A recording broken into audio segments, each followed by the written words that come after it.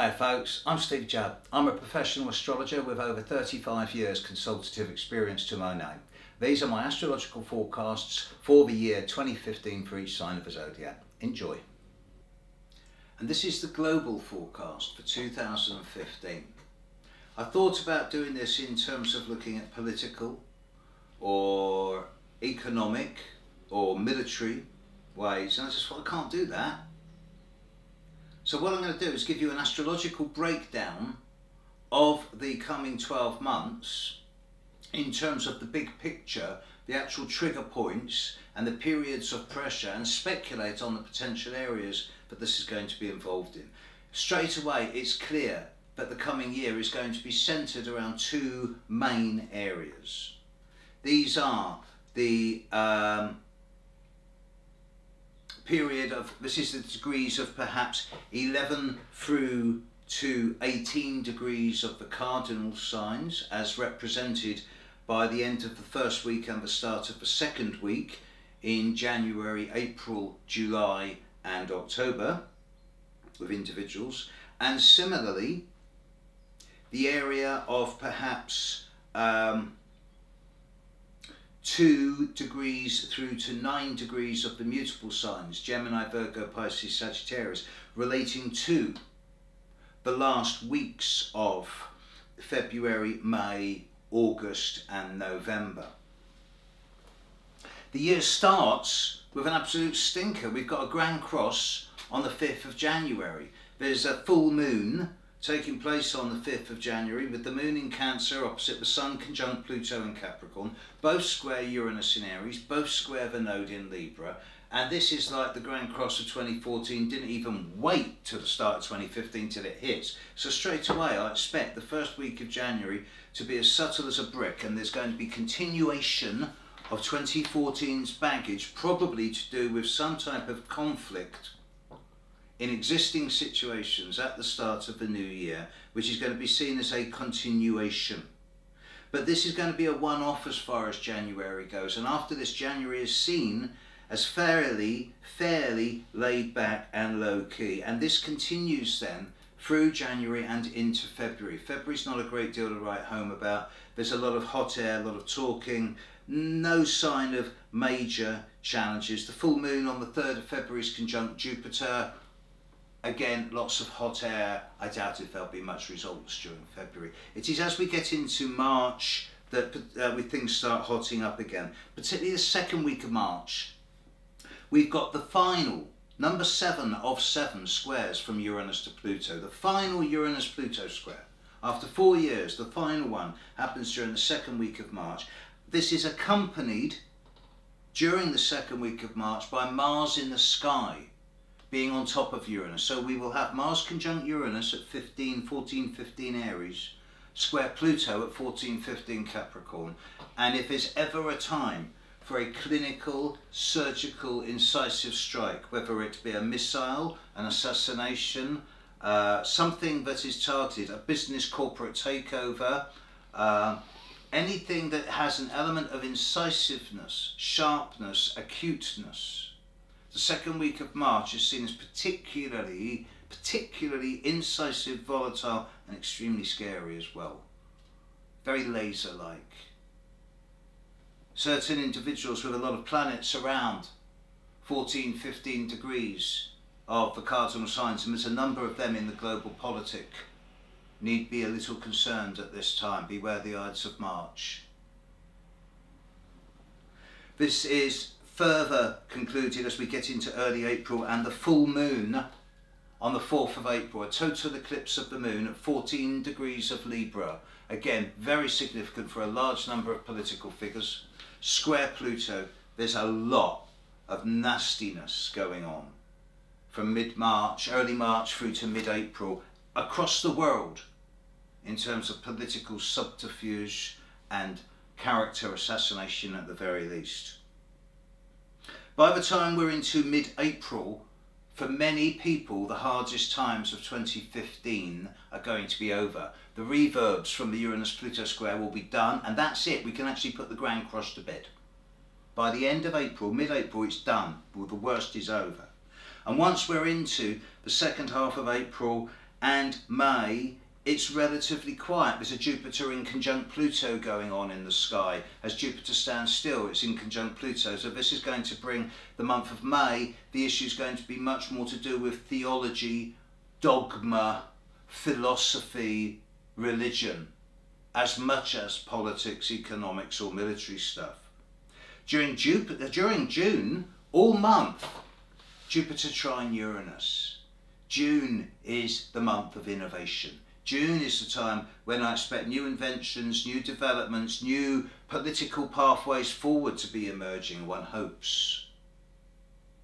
July and August is primarily occupied by the ongoing square from Jupiter at the end of Leo through to Saturn at the end of Scorpio, and this completes around 28-29 degrees of the fixed signs.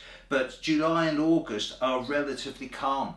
It is silly season and there's nothing majorly astrological going on until we get to the very end of August with the full moon at on the 29th of August at 6 degrees of Pisces. By this time Jupiter's going to have moved into Virgo, okay? And the full moon on the 29th of August will be opposite Jupiter. The sun will be conjunct Jupiter, the moon will be conjunct Neptune, Jupiter and Neptune will be opposite, and this is the start of the second period of intensity of 2015. Now we come to something completely different. For the last few years we've been looking at the Grand Cross. Over much of 2015, the prelude to September, there's going to be increased conversation around the Saturn-Neptune approaching square. Saturn in Sagittarius square Neptune in Pisces, which is going to become much more evident once we're into the end of the year. But with Saturn in early Sagittarius, Neptune in early Pisces, and then Jupiter moving into early Virgo in mid-March, in mid-August, followed by Mars moving into Virgo at the same time, followed by the full moon in Pisces at this end of October time. It really brings this big T-square of Jupiter opposite Neptune square Saturn into the equation, which will then become a dominant feature for a month or two. And I do expect the words flood,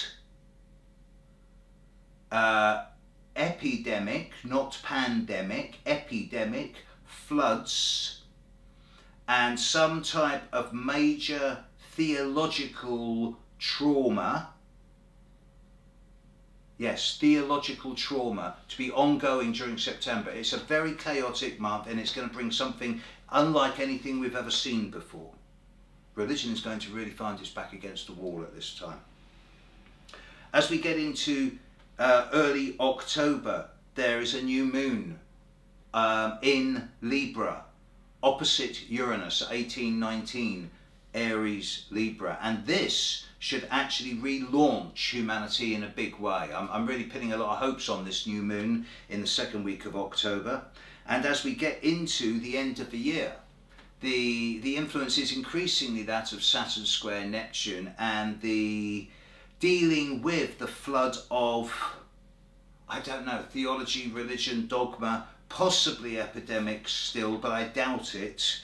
Certainly the full moon on the 25th of November, which is going to be opposite Saturn square Neptune, is going to continually ask questions of humanity as to what we continue to believe in and how we continue to practice our beliefs. And viewed globally, it does seem that the first third of the year through to the end of April is very much a continuation of recent times, with some type of incisive and possibly explosive conclusion to this process around May, June time. And that May, June, July, August are pretty much silly season. But as we get into the end of August, there's distinct signs of new fundamental beginnings of something that's very different to anything we've seen before. And I do anticipate the world attention pulling more away from the political and the economic and more into the nature of theology, religion and belief systems and the ways in which we treat fellow humans as we get more and more into the end of the year. The coming year is not a year of new crises and trauma, but there are certain triggers. The Mars-Uranus conjunction of early March, the eclipsed moon on the 4th of April, the new moon in Libra in 13th of October, and of course Jupiter opposite Neptune and Saturn square Neptune. We are going to have to deal with issues around antibiotics, viruses, epidemics, as well as the flood of people, of water, and particularly of imposed religion as we get into the end of this year. It's not going to be a quiet year. If the Earth were my client, we were talking about 2015 in a prognosis, I'd probably say from the frying pan into the fire. But as far as this year goes, folks, have a great one. See you next year. There you go, folks. I hope that was helpful and informative. I believe astrology should be free. I think that if astrology was taught in schools, we'd see an end to warfare within 2 generations. And in that context, I want to put as much astrology free into the world as I can. But it does cost. Your donations, month in, month out, the £1, the £5, the £10 a month that you send me, really help me keep this going. Thank you. Keep them coming. And look what I've got. And there's a new one on Mercury coming out later this year. So if you want to get these or find out about all my gigs travelling around the world this coming year lecturing on astrology, email me, steve@stevejudd.com. See you next year. Bye.